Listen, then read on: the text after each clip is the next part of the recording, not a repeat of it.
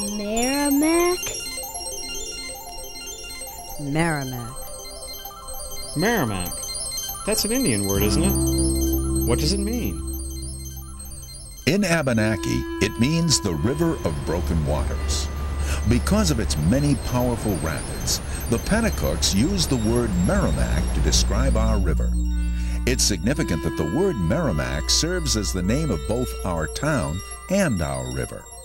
How our town regards the river, how it treats the river, is a direct reflection of how it takes responsibility for the quality of life of its residents. As the river flows through our town on its journey to the Atlantic, we are its stewards. One of the most vital services a town can provide is waste disposal, especially wastewater disposal. In a town like Merrimack, with a growing population and an expanding economy, with industries using large amounts of water in their production processes, sanitary waste disposal is a tremendous challenge. The people working at our treatment plant and in the industries that are major water users have put a lot of ingenuity, innovation, and initiative into both protecting the river and helping to make Merrimack an attractive town in which to live, to work, and to do business. The story of our river begins in 1604 when the Jesuit missionary Sieur de Monts reported to his superiors, "The Indians tell us of a beautiful river far to the south, which they call Merrimack." When the glaciers receded, they left behind great hills and valleys, forming the White Mountains and the Lakes region of New Hampshire. Rising under the chin of the Old Man of the Mountains in Franconia Notch is the Pemigewasset River. It flows through the forest, through moss-covered banks, hurrying south. In the mid-1800s, lumber barons came up and stripped the mountains bare. As one of them put it, "I never see the tree yet that didn't mean a damned sight more to me going under the saw than it ever did standing on a mountain." Logging runs and paper mills left the Pemi so polluted that its fumes peeled the paint off neighboring houses. Lake Winnipesaukee, which in Abenaki means beautiful water in a high place, is the source of the Winnipesaukee River. These rivers, the Pemigewasset and the Winnipesaukee, born of granite hills and mountain lakes, joined together at Franklin to form the mighty Merrimack. At the legendary Amoskeag Falls fishing grounds, Native American tribes gathered each spring to harvest Atlantic salmon, returning from the sea. Investors from Boston saw these falls and the River of Broken Waters as power for the taking. So 150 years ago, these rapids turned the factory wheels which started America's Industrial Revolution. The busiest river in the world, the Merrimack, ran the huge cotton mills in Manchester and downstream in Lowell and Lawrence, but at a price. Clogged with dams and poisoned with wastes, a century ago, the river was already little more than an open sewer. I was born in the east side of Manchester, and since our relatives lived on the west side, whenever we visited, we had to cross the Merrimack River, and we used to walk over the Queen City Bridge. And looking down at the river in those days, the river was multicolored. It was red, blue, green, every color you can conceive. And these colors came about because of the pollutants brought in and disposed of by the manufacturing plants. There was a Granite State Packing Slaughterhouse, International Leather Shoe Factory, Waback Mills. They all dumped their chemicals in the river. And this contributed, was a major factor to the pollution of the river. The river was so bad that you could not see your fingers if you put your hand in the water. Although there were some visionaries like Henry David Thoreau, who'd been expressing concern for the environment right along, it wasn't until the 1960s that many people began to feel that their quality of life was declining. That if they were to have clean air and clean water, then they would have to be willing to pay for them. Congress responded to this new attitude by overriding a presidential veto to enact the Federal Water Pollution Control Act of 1972, the Clean Water Act. The federal government, through the Environmental Protection Agency, began to direct water pollution control programs across the country. Some communities, Merrimack for instance, were already well ahead of the curve. The treatment plant in Merrimack became operational 2 years earlier. Larry Spencer, Assistant Director of Public Works, has been involved since its inception. In 1968, when Anheuser-Busch chose to build a brewery in Merrimack, New Hampshire, it was decided that Merrimack would build the first treatment facility on the Merrimack River with both primary and secondary treatment. The facility was designed and built to treat the wastewater from the brewery and the remainder of the town of Merrimack. The wastewater facility and Anheuser-Busch both started operations on May 2nd, 1970. With a treatment facility online with adequate capacity and a sewer rate that's about half the state average, Merrimack has and continues to be an ideal location for commercial and residential growth. Let's take a look at the treatment process. Every day, millions of gallons of wastewater from homes, schools, businesses and industries is sent to your treatment plant through a collection system of 5 pumping stations and over 70 miles of sewer line. Those living outside the town's service area, as well as the residents of the Souhegan Regional District, including Hollis, Amherst, Wilton, Mont Vernon, and Brookline, trucked their septage to the plant. The facility was designed to receive 5 million gallons of wastewater a day and currently treats about 3.5 million. The largest user is the Anheuser-Busch Brewery, which contributes half our flow and 60% of our organic loading. This organic loading has a profound effect on the treatment process, being overseen by Chief Operator Jim Taylor. The organic strength of wastewater is a very important component of any waste stream. It can affect everything from the size of a treatment plant to the amount of sludge or biosolids that a plant produces.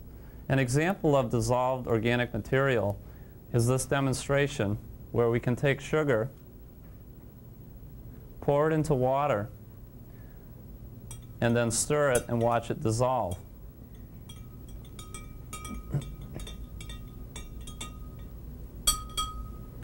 It's what you see or can't see in the waste stream that actually has a very large impact on the treatment process. For example, the Anheuser-Busch Brewery is 5 times stronger than domestic or household wastewater.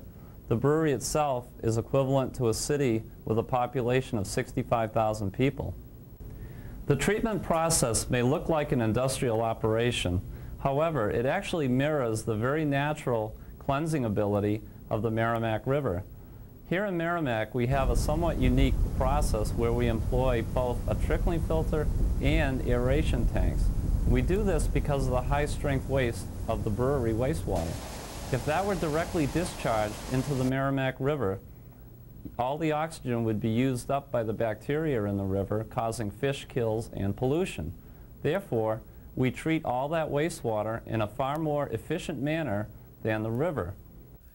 A good way to visualize how the wastewater is treated as it moves through the plant is on the screen of this computer.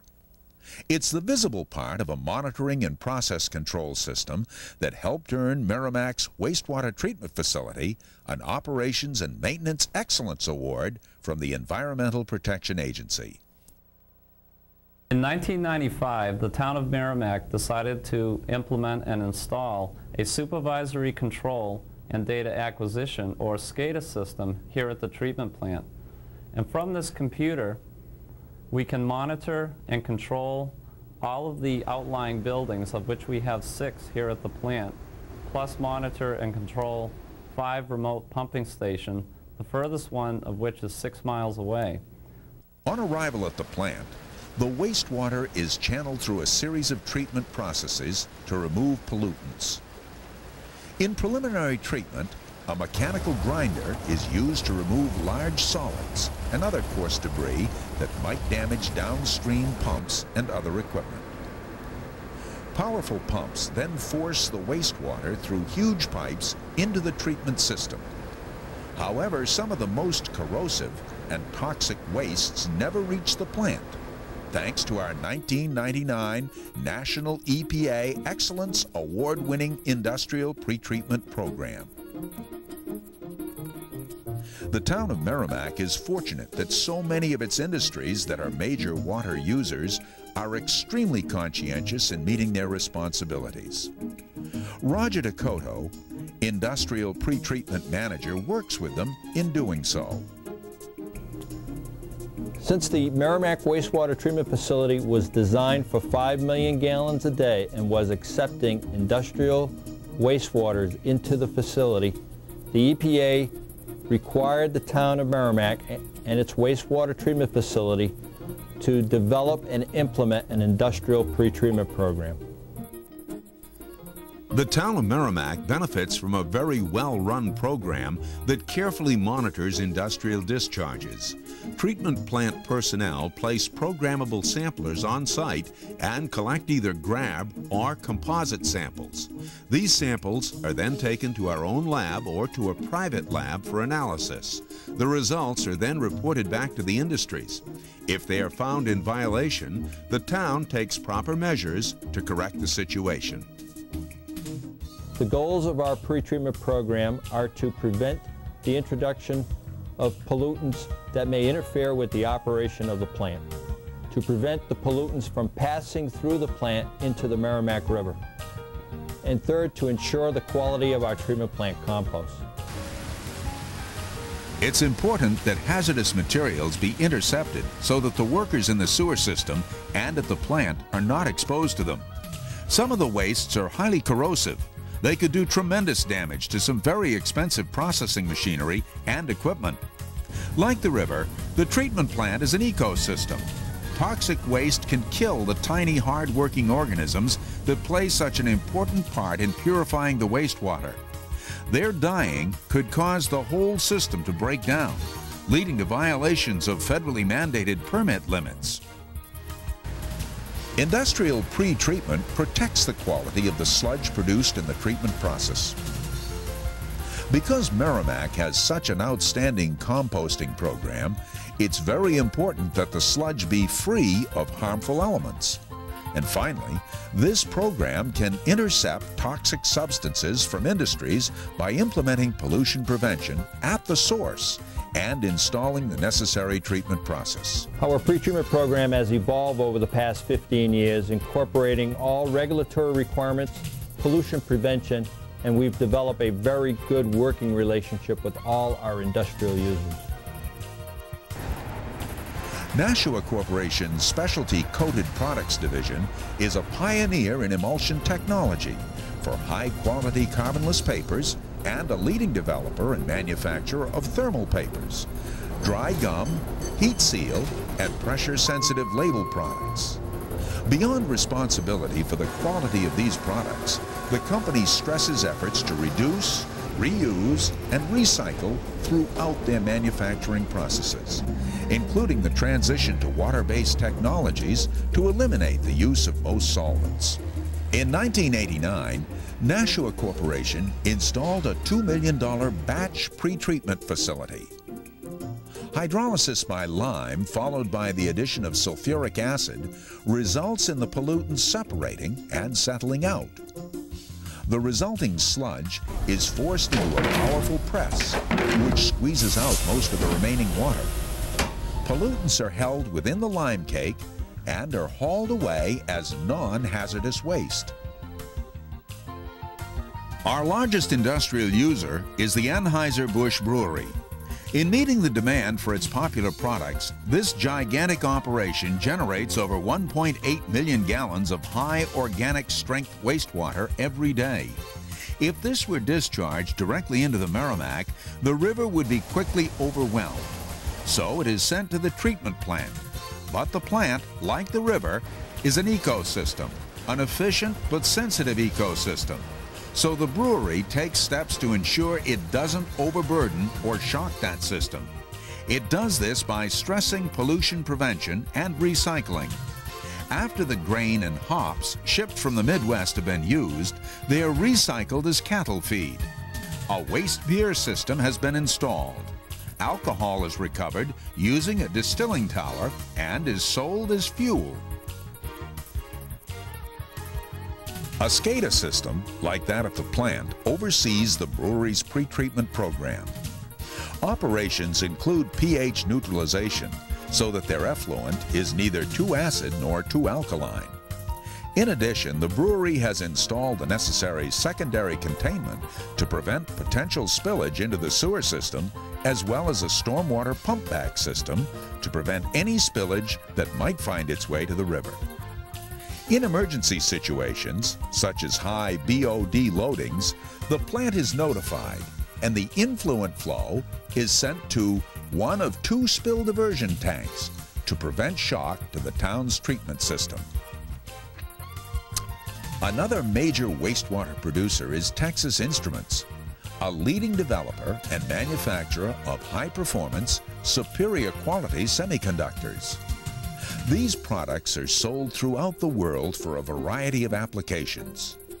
Their production processes necessitate a super clean, dust-free environment. This fastidiousness extends to their treatment of both incoming water and outgoing wastewater.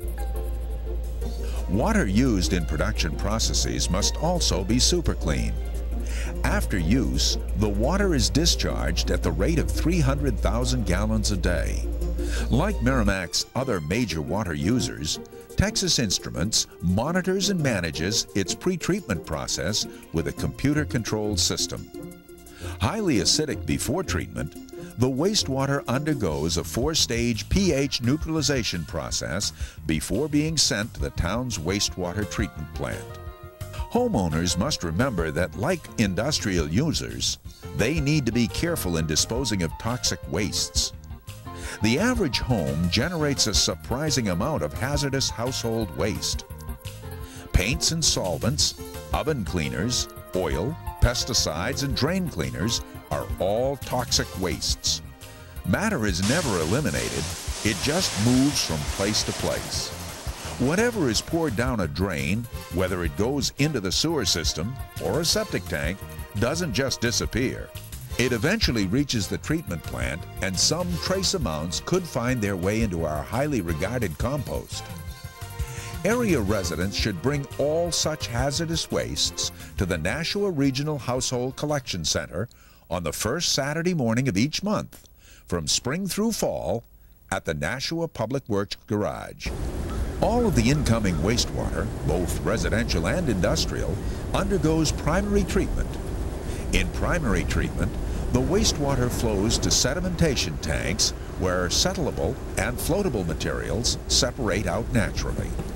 In this step, approximately 50% of the solids and 15% of the organic matter are removed from the wastewater in the form of primary sludge. After primary treatment, the wastewater goes through secondary treatment. This is the first stage of biological treatment and receives the overflow from the primary clarifiers. This is where our unique combination of a trickling filter and aeration basins comes into play. The trickling filter itself simulates the river bottom. If you've ever waded in the stream or in the river, you've noticed that the rocks are slippery. Well, that's actually a slime layer containing bacteria. Now, the bacteria use the food that's dissolved in the river, and then they give off water and carbon dioxide, harmless products. And the same is true of the trickling filter. Between the trickling filter and the aeration basins, we remove 98% of the dissolved organic material. The trickling filter itself is sprayed with wastewater, and as it goes down through this honeycomb-shaped media, the bacteria form a slime layer and actually live on that and consume the dissolved organics found in the waste stream. The activated sludge process uses large aeration tanks and secondary clarifiers. In the aeration tanks, bacteria and other simple organisms grow and multiply, digesting solids and organic matter as food. Within a single tiny drop of water, using a video-monitored microscope, hundreds of microorganisms and bacteria can be seen busily breaking down the incoming wastewater, which enters the aeration tanks continually. In order for these organisms to flourish during the activated sludge process, large amounts of air are forced into the wastewater. Merrimack's treatment plant used to do this by churning up the water with mechanical agitators. In 1991, it converted to the fine bubble aeration process. Now, air is pumped into the aeration tanks by many huge air blowers. The conversion is saving the town more than $140,000 a year. After aeration, the mass of organisms and solids is allowed to separate from the wastewater in secondary clarifiers, resulting in a purified liquid known as effluent. The separated excess biological organisms are called secondary sludge. At the end of this process, more than 98% of the organic materials and solids have been removed from the wastewater as it passes through the plant. Sludges created in primary and secondary treatment are made up mainly of liquid. Both forms of sludge are thickened to remove the majority of water they contain. Tanks called gravity thickeners are used to thicken the primary sludge, while other mechanical devices such as dissolved air flotation units are used to thicken the secondary sludge. The thickened sludges are held in storage tanks and are mixed before dewatering. Merrimack's plant uses a belt filter press to remove additional water from the sludge, creating a material similar in consistency to damp soil. At most plants, the dewatered sludge is discharged onto conveyors, loaded onto trucks, and hauled to the local landfill for disposal. This is the easiest and cheapest alternative. The trouble with sanitary landfills is they fill up, and we're finding they're not very sanitary either. Many of the existing landfills aren't lined, so contaminated water can leach through into groundwater or nearby rivers and streams. Many landfills are closing. Some are already closed. This means hauling sludge farther and farther away. Soon there won't be any place left to haul it. So what can be done with the sludge? Some communities burn it. Merrimack used to be one of those communities which disposed of its sludge through incineration. The trouble is, burning sludge is difficult and expensive because it goes into the fire wet. As the sludge is moved down through the levels of the incinerator, it dries out and ignites. The burning sludge is reduced to ashes, losing some 80% of its original mass. What remains, of course, still has to be dumped somewhere.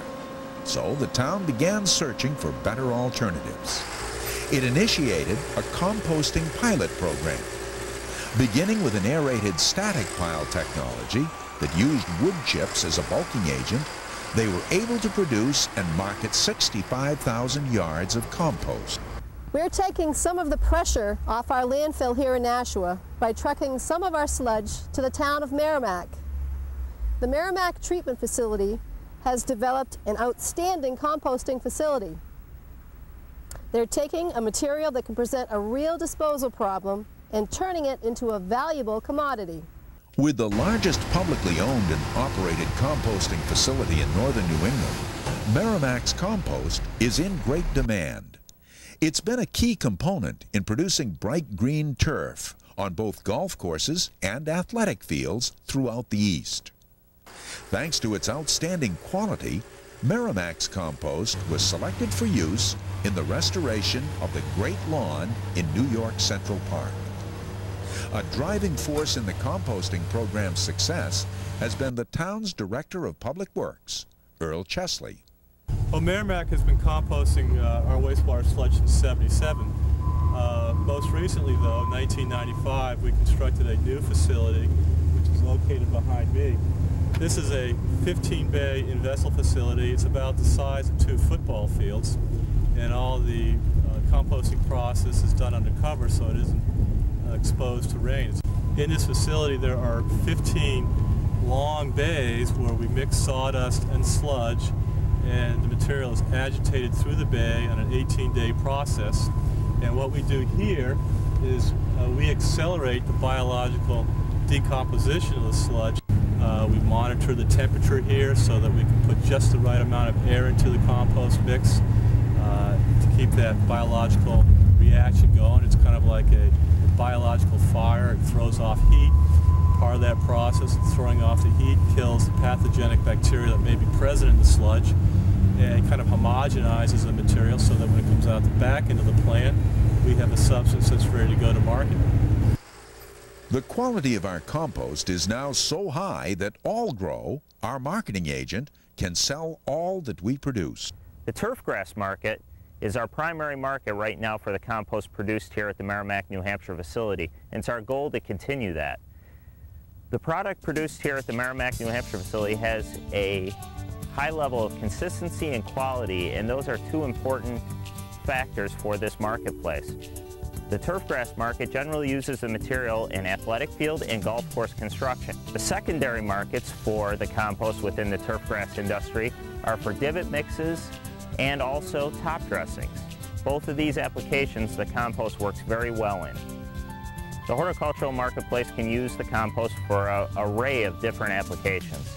The applications include as a soil amendment for planting trees, shrubs, annuals, perennials, and a host of other plants, as a component in potting mixes, as a mulch, and as an amendment for manufacturing topsoil.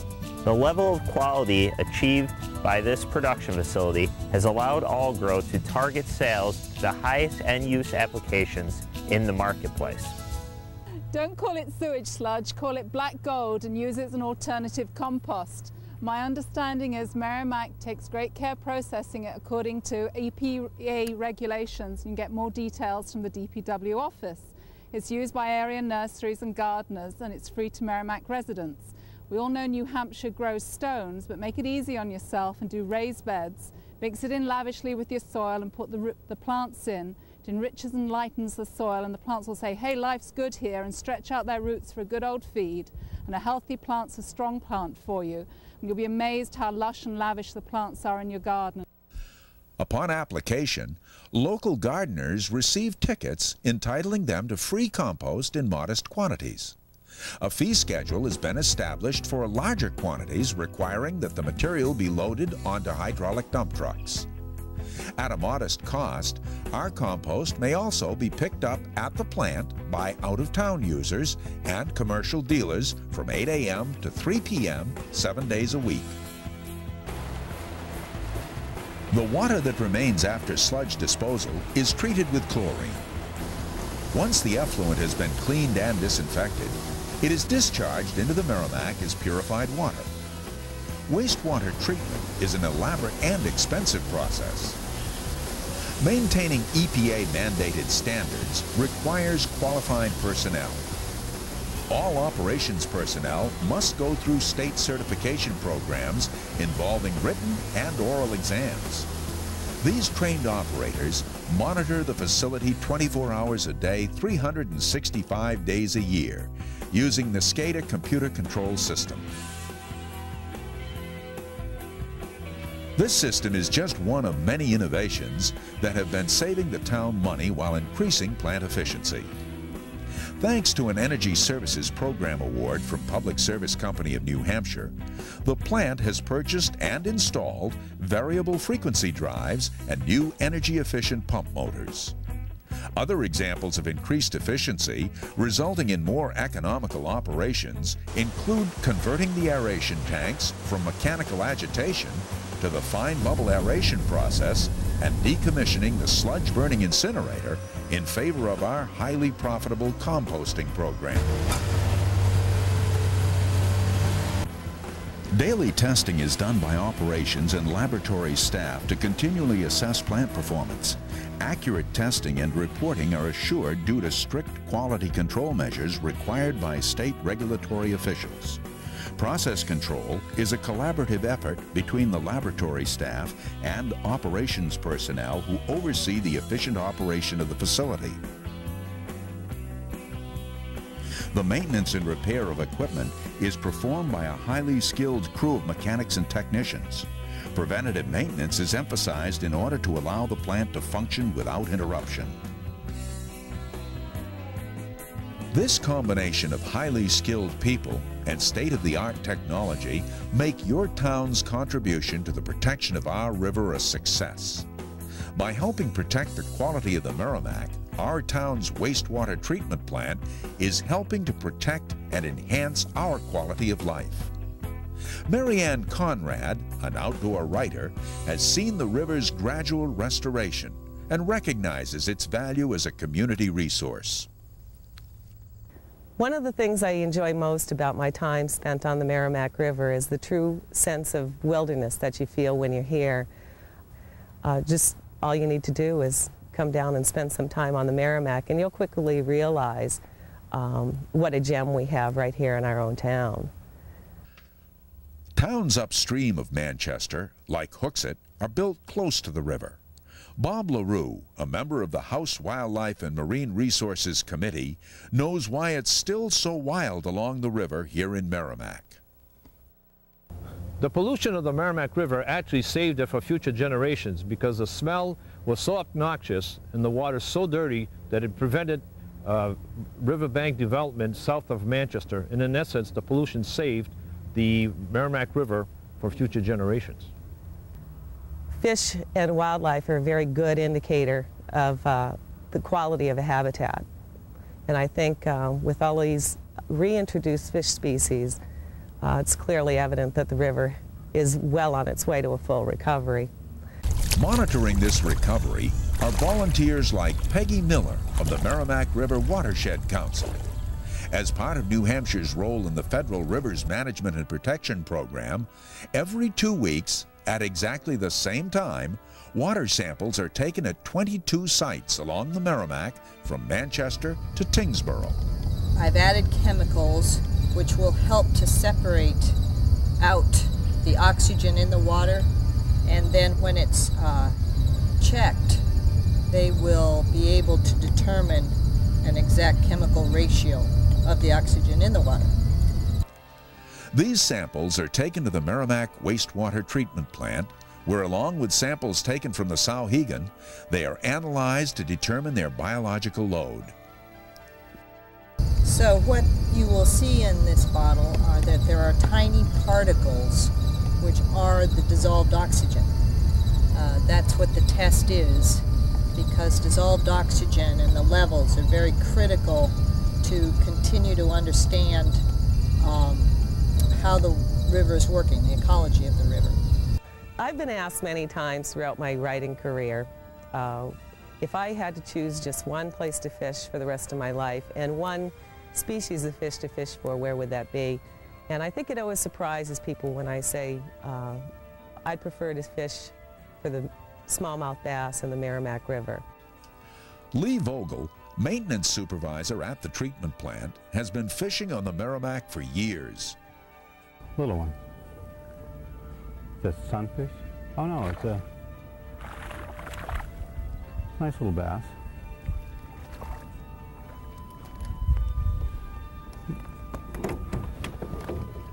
Come on, back in the water. We're very proud of the fact that we do a good job of cleaning up the wastewater and putting it back into the Merrimack River. Makes for a very nice recreation area now, where 30 years ago you could barely stand even getting near the river. Never mind fishing in it or swimming in it as they do now. The river is a beautiful place again.